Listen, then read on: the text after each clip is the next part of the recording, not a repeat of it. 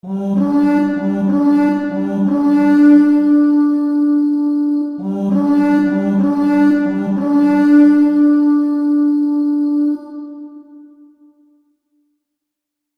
my brothers and sisters of the Order, welcome back to the Order, and yes, welcome back to another Civil War history. And today we're actually going to be talking about how could the South have won the American Civil War, and what might have actually happened from it. Now, what we have to understand is, from the American point of view, that the American Civil War was all about slavery. However, it is entirely not true at all. In fact, many historians, even to this day, actually still fight against this stupidity that of which is in American classrooms. And as well, I've actually talked to many history type teachers, who of which have actually tried to, well, re-describe the forms in history that of which make sense, and the type of versions that don't make any sense. One thing we have to understand is that the American Civil War was a type of conflict that in which was entirely different than what we understand. One major thing we have to understand is the South wasn't exactly fighting for slavery. So slavery would not exist at all at that time. However, two things might actually come out of this type of ordeal. One is that there would be two nations, or the nation would be reunified with a new government. However, the government would be reunified with the less power that the government, in other words, more freedom of the state rather than the control of the government. So, in other words, a less federal central government, which technically was many times over a fight for many American people, not the power of the government, which you gotta understand, even I can actually consider that actually a good thing. Now, one thing we have to understand is that during the American Civil War, there were many great, well, competent generals. However, we have to understand that the South entirely could not have won the war alone just from fighting in the main open battlefield. In other words, they couldn't exactly fight on an open plain against the well-fortified military of the United States. However, they could keep fighting in a type of way and manner. Now, I have to put this out here. Robert E. Lee, as we all know it, as the great general of the Confederacy, in which, this is what I have to put out here. Robert E. Lee wasn't exactly the commander of the entire Confederate Army. He was technically only the commander of the Confederate Army in Virginia, not in the entire Confederate Army around, well, the Confederacy. In fact, the term Confederacy is a Mach-Poch word, meaning it's a group of people who are all unified to fight against a corrupt government. It's technically what the mean Confederacy. In fact, if we had to understand one thing, the Confederacy, or the people of the South, actually believed that the United States government had become too corrupt for their own good, especially with the high taxation during a time of, well, Andrew Jackson's time, who of which actually overtaxed the United States and nearly in the process destroyed it. So one thing we have to understand is the fact that the American Civil War could have not actually happened if Lincoln got in office, is one of the major things, because he was actually a supporter of high taxation.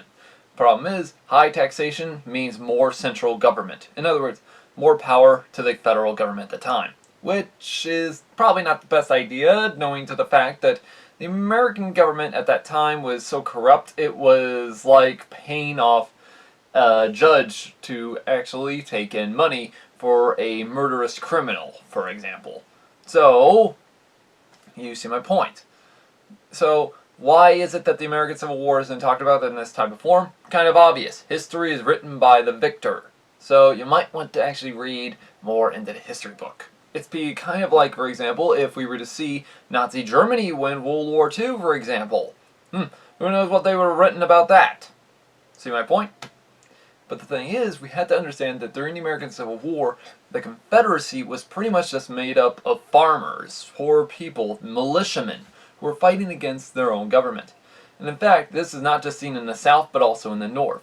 And the thing is, we also have to understand that the Confederacy itself was entirely a massive type of army in its own form, even though it did lack in numbers compared to the Union. But it did take many great battles to mark, such as the First Battle of Manassas, also known as the First Battle of the War, which cost the Union, well, massive victory, and as well, it made the war go on a lot longer. There would also be the Battle of Fredericksburg. There would also be the Battle of Second Manassas.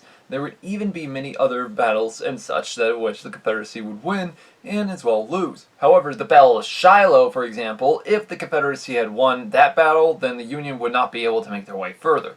It was only because of incompetent commanders that of which cost the Confederate victory entirely.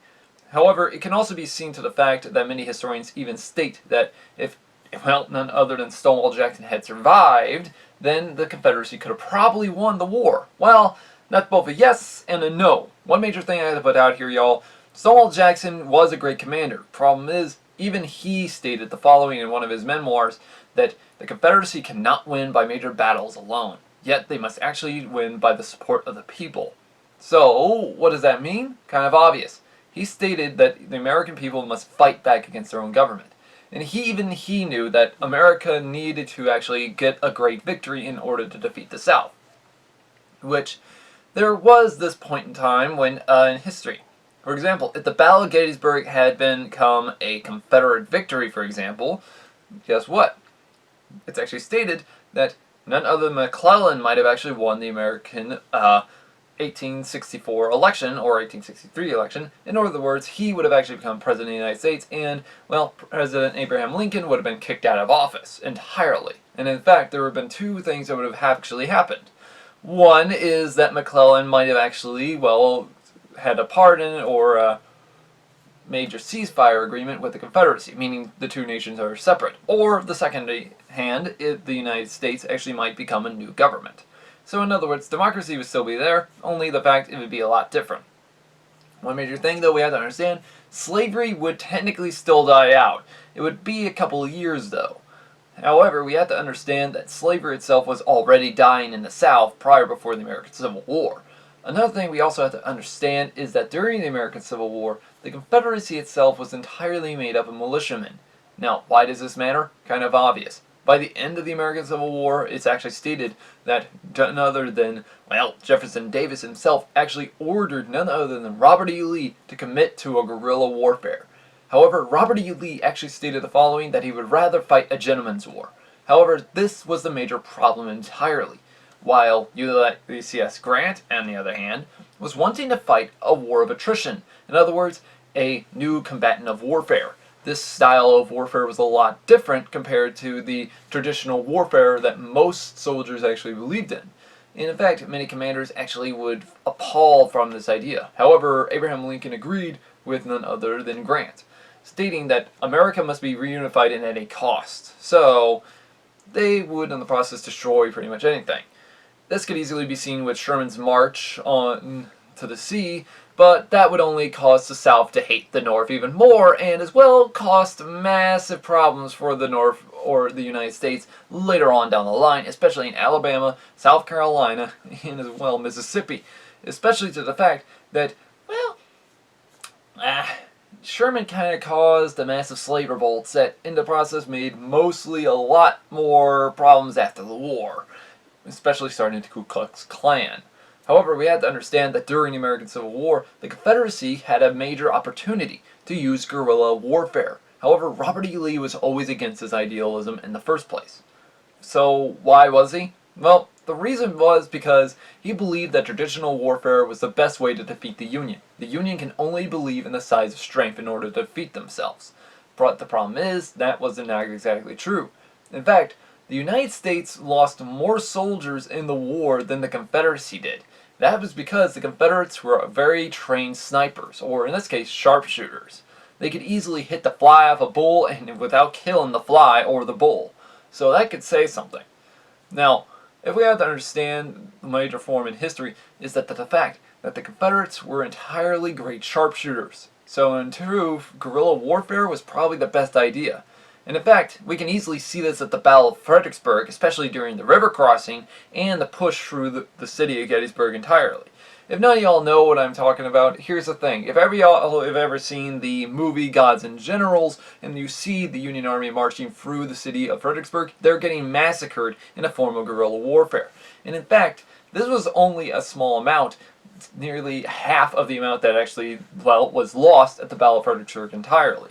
So in truth, even if the Union had, well, faced off against the Confederacy early on in the war, and the Confederacy were using guerrilla warfare, it would not have ended well for the Union. The Union would have ended the process of lost more and more supplies and manpower. And in fact, guerrilla warfare, as we all know it even to today, is probably one of the most gruesome styles of warfare that we can ever think of. Now, many people don't know what I'm talking about. Well, here's the thing. When we think of guerrilla warfare, I normally think of the American Revolution and as well Vietnam. However, we can even hear of guerrilla warfare being used by the Taliban as well by the Afghan militants during the time of British rule in the said area until they were technically kicked out. We can also see guerrilla warfare used by Celtic warriors against the Germans, or as well the Germans against the Romans. And in such, we can even see this with the Scots and Irish during the time of the Jacobite uprisings and as well the Welsh rebellions. So we can actually see that, well, guerrilla warfare was probably the best idea that of which the South could have used. Problem is, they didn't go that far. In fact, Robert E. Lee still believed that guerrilla warfare would always win, no matter what, but he stated that it would not win the war entirely, which he was entirely wrong about that. In fact, the United States was losing massive manpower, and as such, there were even many draft riots in New York. In fact, how big of a draft riot? Well, here's the thing. We think that the draft during the American Vietnam War was bad. No. This, during the American Civil War, was twice that size. So just imagine that. If you in the process actually were to be forced into drafted into the United States Army, you were supposed to technically go. Problem is, the draft was so massive that even young boys at the age of 16 were now forced into the United States Army. That is gone a little too far. And the worst part is, many times over, during the early year of the American Civil War, it's actually stated that many of the Union soldiers were enthusiastic at fighting for their country. However, by 1862 and 1863, the Union started to lose more and more of their own soldiers. Many times over, many of the Union soldiers were wanting to fight for their country, not anyone else. In other words, they were wanting to peacefully keep the United States together. Problem is, Lincoln's ideas were going a little far out there. One major thing is that, hearing the fact that the Union was technically somewhat losing the war, he actually wanted to have slaves now fight for the Union, and in such, he kind of went a little too far. Yeah, you see my point? He believed that freeing the slaves, you had to now fight for us. So that's kind of a screwball way to actually do it. In fact, he would even stated to have military forces force many, Africans into the war, which is kind of a low ball if you think about it. Now I hear many people already saying, but Templar, if the American Civil War was never about, slavery, then why is it that we always hear this in books? Well, kind of obvious, it's written by the victors. But the thing is, if the Confederacy had used a type of form of guerrilla warfare, the guerrilla warfare could have actually won the war entirely. In fact, as we take a look at the Vietnam War, for example, it cost American lives and it caused Americans to later on pull out our own soldiers due to the fact of how many people we were losing because of the guerrilla war in the early years of the war. But the thing is, after the Tet Offensive, the guerrilla warfare was technically somewhat less seen. This is because the NVA and Viet Cong showed themselves a little too early.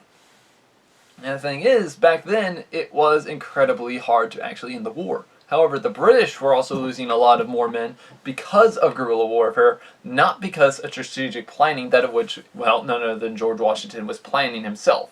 So we gotta understand, the American Civil War could have ended in several ways, but guerrilla warfare could have probably ended the war entirely. So what would have happened from that?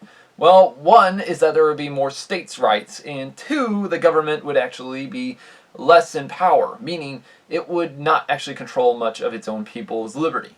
Now, what is that supposed to mean? Well, kind of view it like this. Imagine it Texas all over the United States. Yeah, that kind of does sound a little weird when you say it out loud, but coming from a Texan, that actually sounds cool if you think about it. And in truth, Texas itself is more of a freedom type nation in which we here in Texas still, view ourselves as our own independent country. But the thing is, even in the South today, we kind of actually understand that most people actually come to Texas to have that freedom because we believe more in states' rights. So, think about it like this. If the United States had lost the American Civil War, there would be more states' rights in each state. However, this guerrilla war might have actually kept on going from 1861 or 1862 or somewhere around there. In fact, some historians even state that from 1861 and 1862 there might have been a great frontier fighting. However, after Lee's assault on Gettysburg, for example, he should have probably just switched to guerrilla warfare rather than force his army into major battles, that of which could cost them their lives. So, in truth, Robert E. Lee was a great commander, yes, but he did not think this entirely through. One thing I had to put this out here, y'all, the American Civil War did have a major point to play about guerrilla warfare, and that would be to the fact that the American Civil War could have actually ended incredibly differently if the South had used such tactics. Now, one thing I do have to put out here, y'all, is that the American Civil War is probably one of the most devastating things that America ever faced. And the fact is, Union soldiers lost more lives due to guerrilla warfare than they did from tactical warfare. Now, I want to have that all, y'all, to think that one through, because of the fact, if the United States had faced off against a Confederate army, that of which was using guerrilla warfare in the entire time, just think of what might have happened. Now, I hear many people already saying, oh, but Templar, their uniforms would be brightly shown. Not entirely. Confederate uniforms were entirely gray, brown, or just, well, regular colors, that of which would have melted away into the said foliage, meaning it'd be near impossible to spot them on the road. And in fact, the Union were entirely fearful. In fact, it's actually stated by none other than General Grant when he stated the following, that he fears the most of the Confederate Army if they were to use guerrilla tactics. If they had done so, then we would probably have lost all the strategic military value in the war. They would have cut off our supply lines and entirely have surrounded us. Think about that. So, even no other than General Grant was fearful of the Confederate Army of using such tactics in their own homeland. And the fact is, even many other states were even planning on using guerrilla warfare in the North, such as in Kentucky, Missouri, and West Virginia, and Maryland, even in Delaware. And in fact, other states as Iowa and the countryside of Pennsylvania and New York were even planning on using guerrilla warfare. However, after the Battle of Gettysburg, that's what actually stopped it entirely.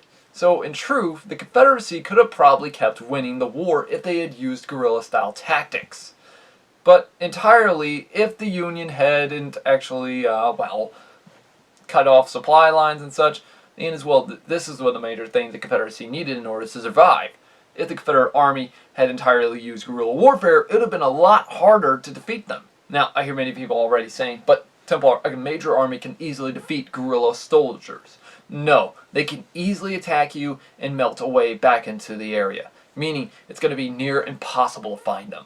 In fact, we can easily see this in the state of Missouri when it used guerrilla warfare. In fact, Confederate guerrillas, as they were known as, were actually known to have actually attacked the Union in such a manner, in order to defeat them. We can easily see this in one of my videos on the Confederacy or the why Missouri fought in the American Civil War. And the fact is, we also have to understand that the Confederacy itself could have actually kept using this tactic.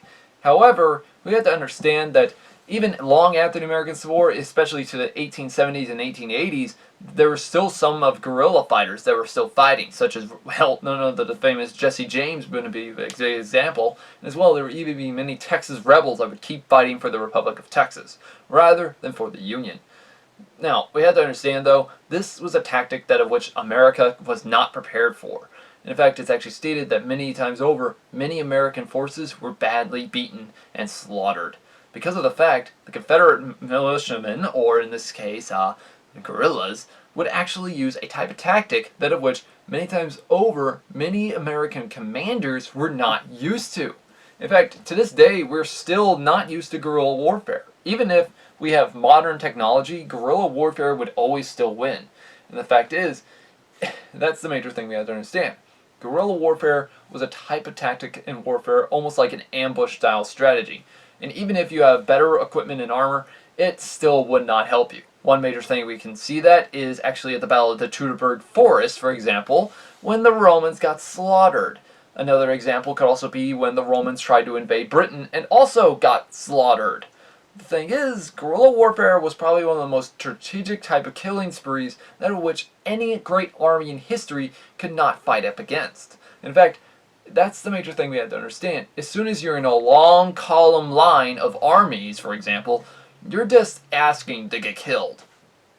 But anyways, if y'all actually want me to talk more about this type of subject in history, please let me know in the comments below, like and subscribe. And as well, if y'all got any type of ideas I should talk about the American Civil War, please let me know in the comments below, and I'll be happy to get right to them. As well, y'all, hopefully y'all can actually subscribe, and as well check out our Facebook so that way you can stay tuned for more videos. And as well, click that bell icon so that way y'all can stay tuned for more videos. And also, if any of y'all have any other subjects in history, such as that include guerrilla warfare, please let me know in the comments below. I'll be happy to get right to them in history books. Anyways, guys, it's been Templar. Have a great day.